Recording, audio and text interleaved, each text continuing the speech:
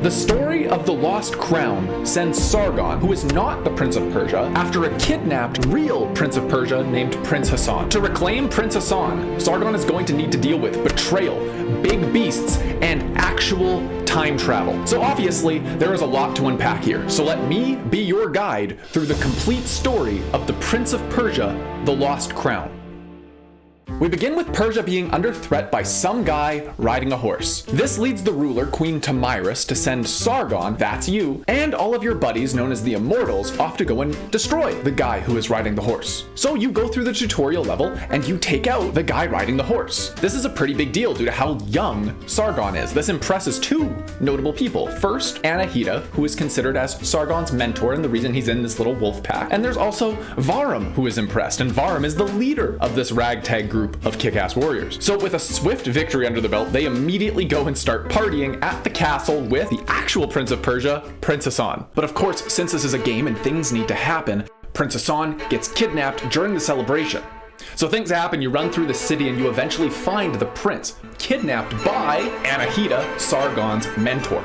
Anahita does some weird space magic and summons some weird soldier dude. And this soldier dude gets killed by Sargon.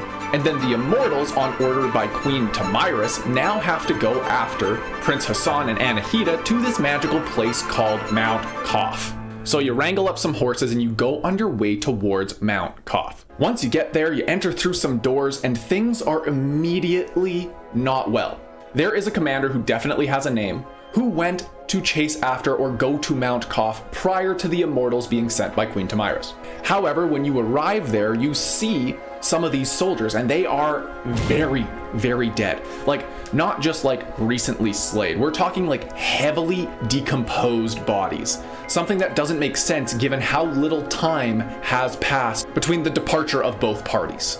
But regardless, despite the fact we're having the first notice of weird time stuff, the door closes and magic pours out, and that animates these now undead corpses, which serves as the kicking off point for the adventure. You slay the enemies, and now the mission is simple. We have to find Anahita and Prince Hassan in order to bring them home. So what do the Immortals do? They obviously stick together and end this conflict in about 20 minutes flat. No, of course not. That would be way too simple.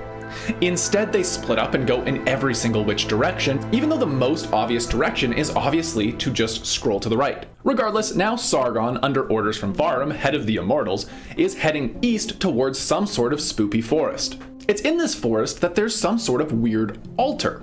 And it's on this altar that he sees the dead body of an immortal. This is Menolius? I'm gonna go with Menolius. So Sargon, seeing the dead body of his friend, thinks, oh my god, what happened? That is a really nice bow, I'm gonna take it though. You don't need it, you're dead, I'm gonna take the bow, I can shoot things now, this is my bow. And after shooting things for a while, he eventually comes upon the living Melonius. So again, we have weird time stuff. Melonius is now linked perpetually to weird time stuff. Because I will be honest, no one is more confused about the fact that Sargon has a duplicate version of the bow that Melonius is still holding in life than Melonius. He is stunned. So now the journey to find Prince Hassan, who is captured by Anahita, takes us to a manticore named, Jehander. Jehander apparently knows where Anahita is, or he's like guarding, the way forward to get to Anahita. And Sargon doesn't like this, so we kill Jehander in cold blood, and now we get a first look at weird time things happening to Sargon. So like I had kind of mentioned earlier, in ancient Persia, there is this Simurgh bird, which in the context of this world is a godlike figure that basically allows the proper rite of passage for the transfer of power between heirs to the throne. So at this point, the tinfoil hat theory is that Anahita abducted Prince Hassan, the son of Queen Tomyris, to bring him to Mount Qaf to get the blessing of the big bird so that she could be Queen of Persia? I don't know, it falls apart really fast if you start thinking about it. But regardless, after you kill Jehander, there is one of these bird's feathers just laying on the ground, and it definitely has time magic associated to it. So what does Sargon do? He eats the feather. He just eats it, and now he can dash, which is a really good power, and it lets him continue on his merry way. And he finds Anahita and Prince Hassan. The game is almost over, except it's not. So you, Sargon, have found Prince Hassan, who was abducted by Anahita, who is your mentor. And everyone's like, what the heck are you doing? What's going on? And she's like, you don't understand. I'm doing this for reasons. And then out from the back gate, Varum shows up, and Varum kills Prince Hassan. That's right, let's recap one more time. Anahita is found. Prince Hassan is alive until he's not, because Varum, one of the Immortals, the leader of the Immortals, goes and kills Prince Hassan, reasons unknown.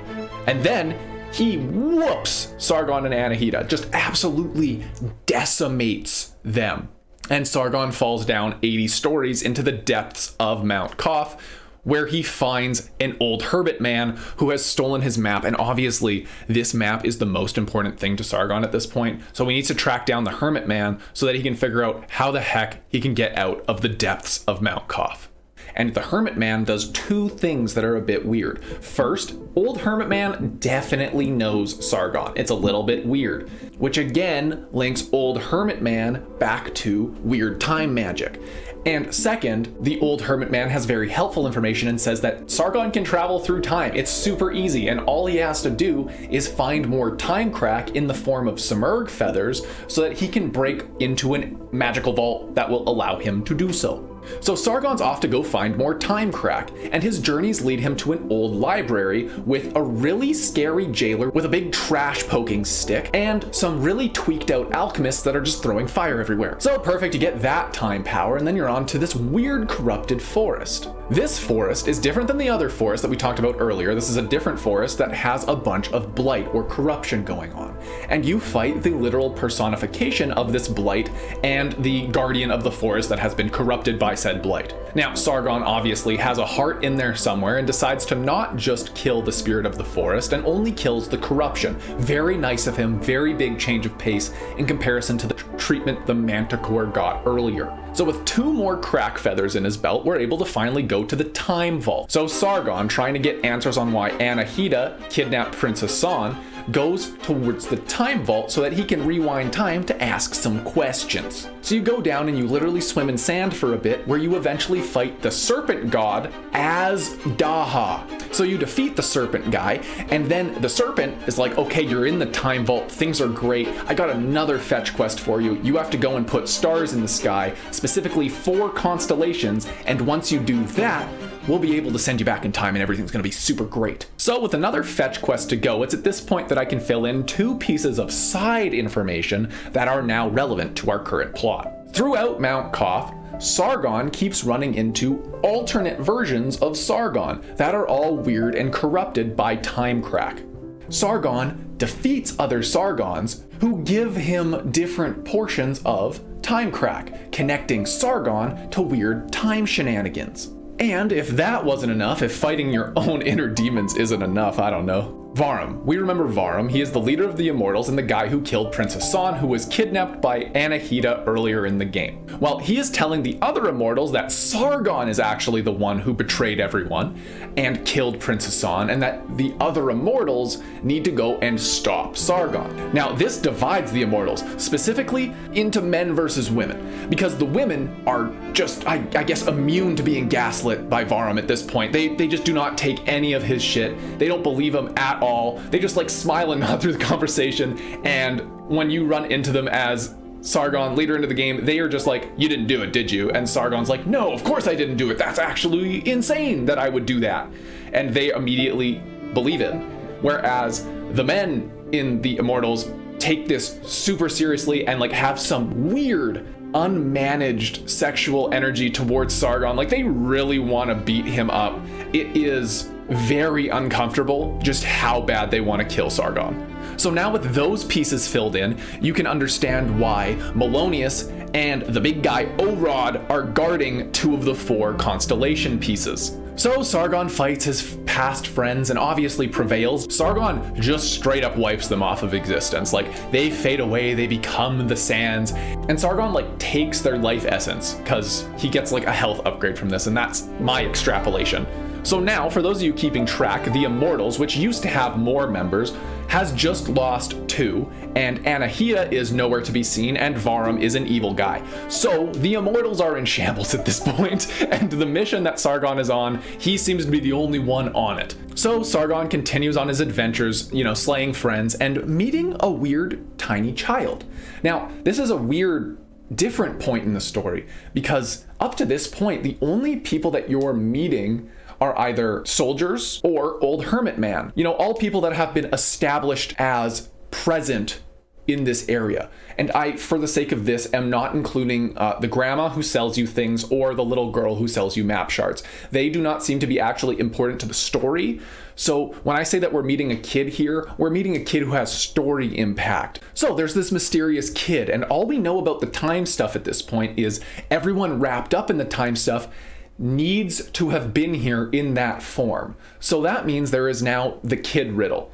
And we have no idea who this kid is. So now with the constellations dealt with, there are so many stars in the sky that Daha is able to send Sargon back in time to before Varum kills Prince Hassan, who was abducted by Anahita. So now Sargon is right at that point, right before Varum goes and reveals that he is in fact the bad guy. Sargon shows up, deflects the blow, and Prince Hassan lives. Anahita instead dies, and Sargon goes and fights Varum with his past self, but the past self gets quickly dispatched and ends up not being a real thing. So you go and you beat Varum the first time, but Varum's too cool to die in this moment, so he goes and teleports away Dimension Door style and is out of there. So on Anahita's deathbed, Sargon goes up and is like, why did you do it, Anahita? Why did you betray the queen? And Anahita goes and is like, you idiot, I actually did this because the queen told me to, which immediately confuses me. Because why would the queen send Anahita to abduct Prince Hassan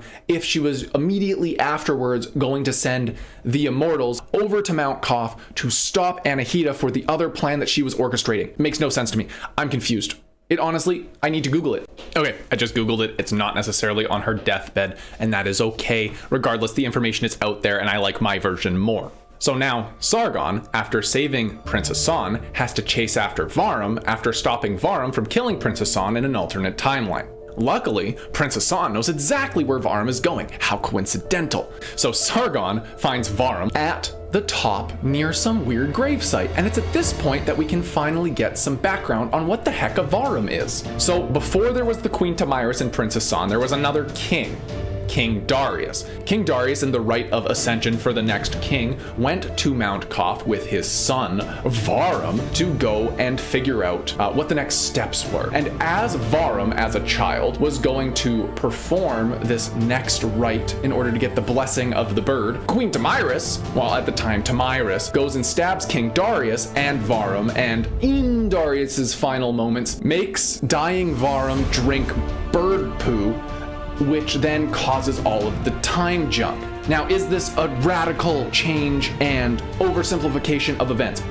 Yeah, probably, but all of the main strokes are there, I promise. And thus answers the question of who is the creepy time boy. Creepy little time boy is an alternate version of Varum who managed to grow up, be totally fine, and leave in order to find the Immortals, who were also under Queen Tamiris' rule. So he really got in close with his enemy and, moved on with his life. Except he didn't really move on with his life, because now he wants to go and eat the heart of the dead bird god in order to remake the world and do villain things. So on the way to go and stop Varum from doing villain things, Sargon finds Prince Hassan, and Sargon tells Prince Hassan about the betrayal that Queen Tamiris did about 30 years ago. And I will be honest, Prince Hassan takes this news like a champ. Like the news that your mother has usurped the throne and done all of this bad. He doesn't deny it. He doesn't look for evidence. He just accepts it and moves on. So now all that's left to do is to go and find Varum at the little time palace with the bird heart and stop him from eating the bird heart and remaking reality and living out his villain era. So you show up just in time to see Varum eat the bird heart and transform into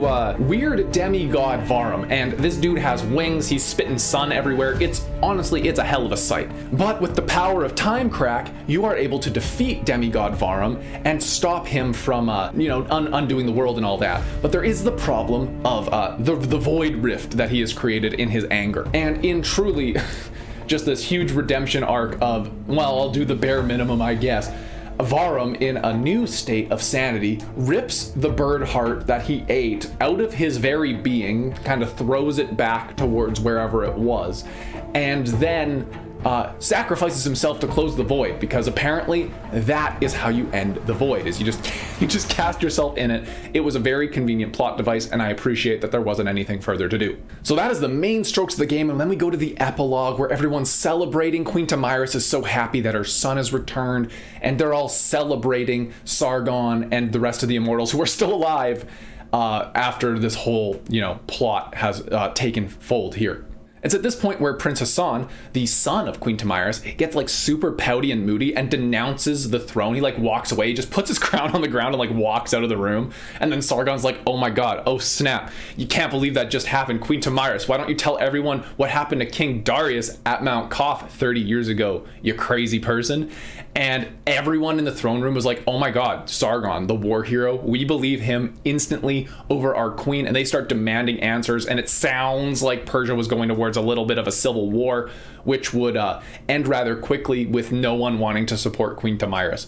So that, in theory, is what saves the Persia day and, stops all the infighting and causes the next era of prosperity, where who knows who's going to rule next, because they don't really declare that. All we know is it's not going to be Sargon, because he hops on a horse and gets the hell out of there. He mic drops and runs. He's out of there. He's gone.